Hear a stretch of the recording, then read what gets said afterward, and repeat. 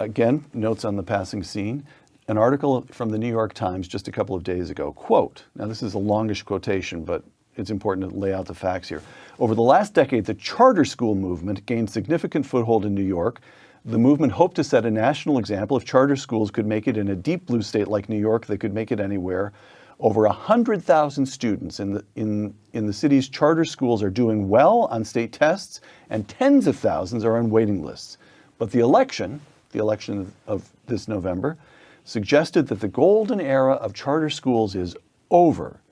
The insurgent Democrats did well across New York, but especially in the state Senate, have repeatedly expressed hostility to the movement, close quote. And Tom Sowell responds to that set of facts how?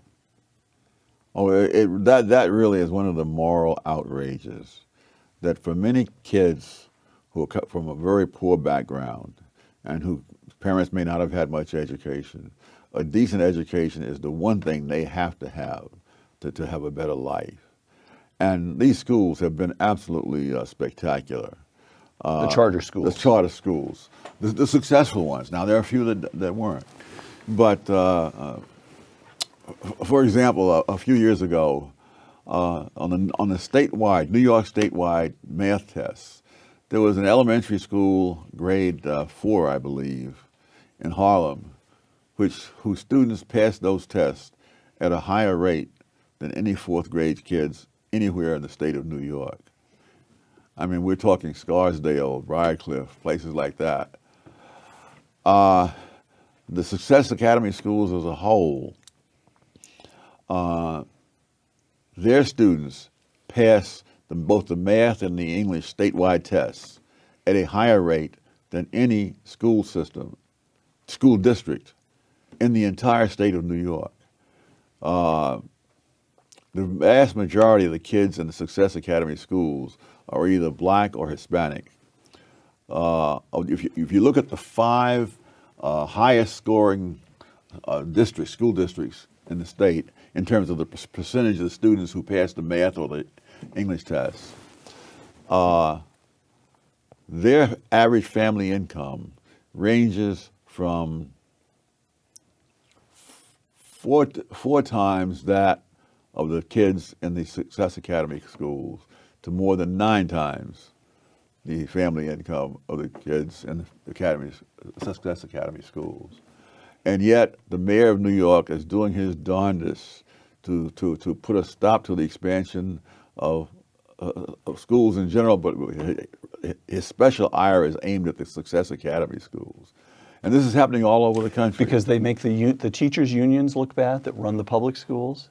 What's the political motivation? Why would Mayor de Blasio have an out for the charter schools, such as Success Academy? Well, the teachers' union are the major reason. And we're talking about the money they contribute, the number of votes they contribute. And the schools, and what's happening, again, not just in New York, but in other parts of the country, including California, is that there's all kind of chicanery to prevent the charter schools from expanding. That's why you have tens of thousands on the waiting list. Right. It's not that the charter schools aren't willing to expand, but every conceivable obstacle is put in their way. Because if you let that go at the natural pace, it would be very hard for the public schools to compete. And one of the things they're doing is imposing the same kinds of restrictions on the charter schools that made the public schools so bad. For example, restrictions on being able to get rid of kids who are running amok and ruining the education of everybody else. And the charter schools don't tolerate that. The things that are tolerated in the public schools are unbelievable.